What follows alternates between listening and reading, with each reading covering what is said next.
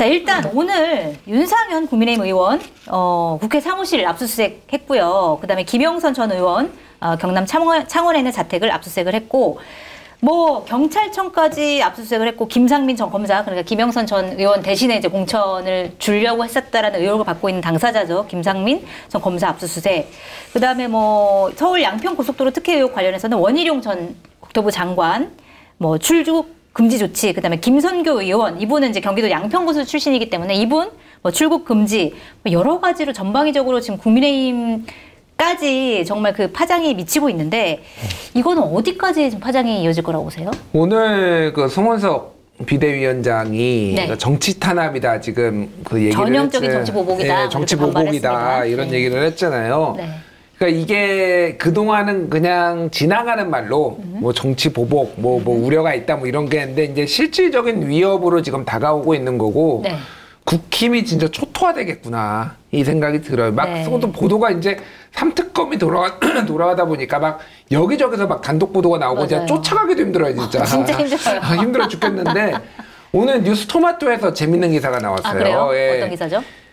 11월 27일에 저기 삼청동 안가 모임이 있었는데, 네. 그때 김주현 민정수석, 금감원장, 공정위원장, 법무부 장관, 네. 이 4명이서 11월 27일에 안가에 모였다라는 거예요. 개헌 며칠 전이네요. 예, 개헌 며칠 전인데, 이게 근데 그날이 김건희 특검법 대통령이 거부권 행사한 날이라서 아마 김건희와 관련돼서 이를테면 금감원에서는 그때 도이치모터스 주가 조작 계속 이제 민주당에서 지대했거든요. 너 이거 조사를 한 거는 맞냐, 막. 그러니까 이제 그거 공정위원장은 뭐 모르겠어요, 왜 갔는지 모르겠는데, 네. 뭐 아니면은 추가적으로 나왔던 의혹들 뭐 여러 개가 있잖아요. 뭐 우리 금융이었나, 뭐 우리 금융이 아니라, 그러니까 뭐 추가 또 주가 조작 의혹도 막 나오고 네. 그랬었어요, 그때. 그러니까 뭐 그런 거 논의하려고 간 거 아니냐, 이제 의혹인데, 11월 27일에 안가회동이 하나가 있었고, 12월 1일에 윤상현이 윤석열을 독대를 합니다. 네, 대통령실을 찾아가서요. 예, 네. 이틀 전에 독대를 해요. 네.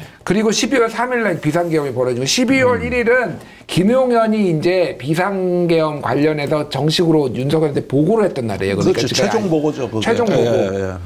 그러니까 지금 윤상현이 걸린 게 한두 개가 아니에요, 지금. 사실은 오늘 이제 압수수색 당한 거는 공천 개입 관련해가지고 공관위원장이었기 때문에 그건데, 내란과도 관련이 있다. 지금 이 말씀을 하시는 거예요. 그러니까 제가 말하는 건 그것 때문에 부른 건 아닌데, 윤상현은 지금 계속 불려다닐 거라, 지금. 이게 의혹이 지금 너무 아까 많아요. 말한 게 그러니까. 우리 기술 주가 조작. 우리 기술 주가 조작에. 그러니까 뭐, 하여간 지금 수사 대상이 한도 끝도 없이 지금 계속 이렇게 전직 국무위원들 11월 27일에 도대체 왜 모인 거냐, 그럼 그때는. 네. 안가에, 삼청동 안가에 막 이거 공정위원장, 금감원장 다 불러야 돼, 그러니까 이게.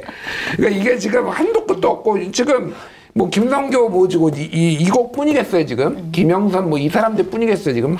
여기에는 지금, 그러니까 지금 박완수 지사도 지금 불려나가게 생겼고, 네. 참고인이든 뭐가 네. 됐든. 왜냐면 김영선 뭐 공천과 관련해서는 지금 그때 이제 공관위원장, 재보선 공관위원장이 윤상현이었지만, 그 이후에 그 뭐 이렇게 박완수 그 지역구에 지금 또 이렇게 된 거잖아요. 네, 이제 네, 김영선에 들어간 거잖아요. 그러면은 관련된 사람이 한두 명이 아니에요. 그러니까. 지금 보니까 또 뭐 이철규 국민의힘 의원 같은 경우에도 뭐 YTN 인수 관련해가지고 통일교 뭐 고위 간부에게 뭐 했다, 뭐 이런 여러 가지 보도들이 나오는 거 요거는 봐서. 제가 짧게 말씀드리면은, 네.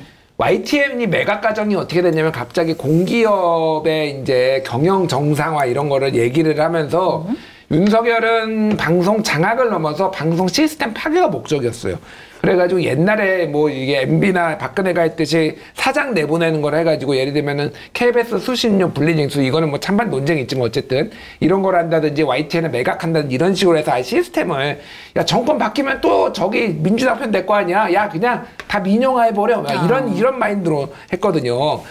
그때 YTN 지금 경향신문 보도에 따르면은 지금 통일부 윤모 씨 간부한테 4천억 원을 준비해라. 네. 이렇게 이철규하고 지금 인수하기 위해서는 그 정도 돈이 필요하다. 네, 4천억 원. 그런데 더 문제는 뭐냐면은, 유진그룹이 갑자기 이거를 인수를 했잖아요. 네. 3,200억에 인수했어요. 아, 그래요? 예. 입찰가가 3,200억이었어요. 네. 근데 왜 4천억 원이라고 얘기했을까요? 그러니까 이거의 YTN의 가치는 솔직히 그때 당시에도 4천억 원도 헐값이라는 얘기예요. 뭐냐면은 남산타워 가지고 있죠. 서울타워. 그리고 본사 건물만 해도 그거보다 훨씬 넘어요.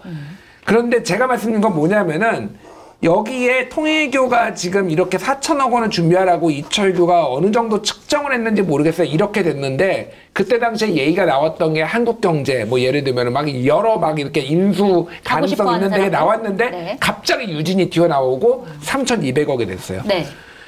이철규보다 센 사람이 여기 붙었을 가능성이 상당히 높아요. 그러니까 네. 유진이 갑자기 왜 튀어나왔는지 아직도 몰라요 지금. 네. 그건 유지가 해준 거지. 아, 유지가 김건희가 그러니까 진짜 말씀하신 대로 김건희급이거나 이를테면은 이철규보다 센 뭐 이를테면 이거는 뭐 명예훼손이 아니라 뭐 예를 들면 급을 얘기하는 권성동이나 막 예를 들면 이런 사람들이 붙었을 가능성이 상당히 높아요 이게. 그러니까 4천억 원도 헐값인데 그거보다 더 헐값에 그걸 차지할 수 있도록 도와준 누군가가 있을 것이다. 게다가 유지는 한 번도 이름이 안 나왔어요. 그때 하마평으로 누가 인수할 가능성이 높다라고 했는데 갑자기 유진이 나온 거거든요. 이거는 급작스럽게 뭔가 이권 개입이 있었고 거기에는 더 센 사람, 이철규보다 더 센 사람이 들어가 있다. 이거 그러니까 이거 게이트로 번질 가능성이 상당히 높아요. 이거. 네, YTN 관련해서는 사실은 더 큰 뭔가가 있을 것이다 이런 말씀을 해주셨어요. 근데 일단은 김건희 특검에서 뭐 압수수색하고 그다음에 출국 금지하고 이런 사람들이 사실 국민의힘 관계자들이 굉장히 많은데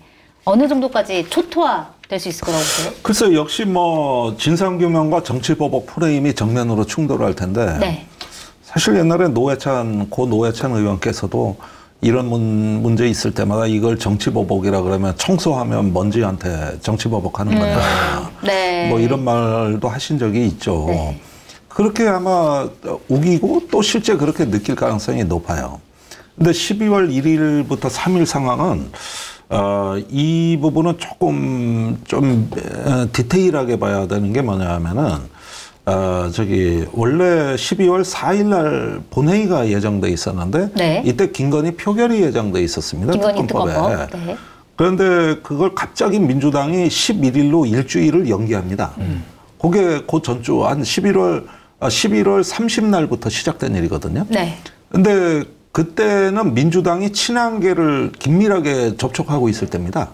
그리고 실제로 그 언론에 나온 것은 친한계가 돌아서고 있다는 이미 보도가 일부 나갔을 때예요. 네. 그때 또 단계 게시판 문제 때문에 또 네. 한동훈이. 그렇죠. 그런데 이게 굉장히 상황을 긴박하게 만들었던 게 제가 취재한 거는 윤석열 그때 대통령이 11월 30날이 아마 토요일이었을 거라고.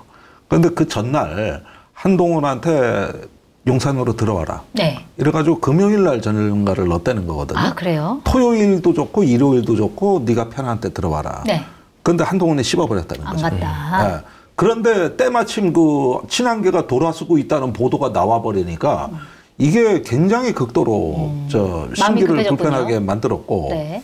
그러면서 이제 12월 1일 날은 김용현이 대통령한테 이제 계엄 준비 최종 보고가 들어간 날이거든요.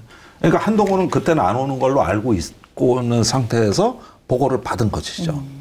그래가지고 10월부터 만지작거리던 계엄 카드. 이때 10월부터 원래 무인기 날아가고 할 때는 이게 다 계획이 다 잡혀 있었고 결심까지 끝났는데 이제는 방아쇠를 당겨야 되겠다.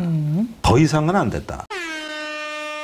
검증된 상품을 인터넷 최저가보다 저렴하게 판매하고 있는 마켓하니 쇼핑몰에서 자연산 장어 샤브샤브와 참다랑어 화로회를 저렴한 가격에 준비를 했습니다.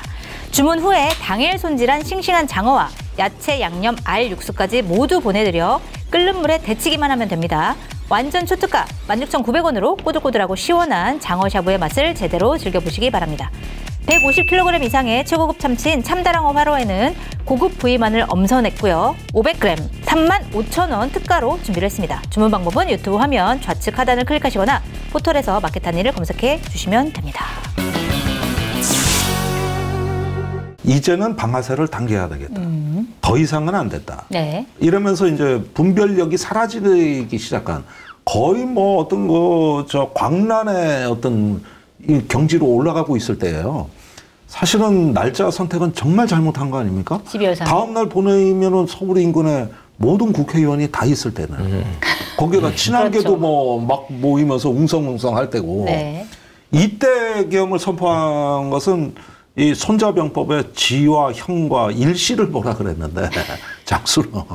주말에 했으면 다 지역구 뿔뿔이 흩어져 있을 텐데. 천시와 아들이만 다 지형을 보고 모여있을 하라 때. 그랬는데 이 손자병법 제1조를 위반했단 말이야 이게.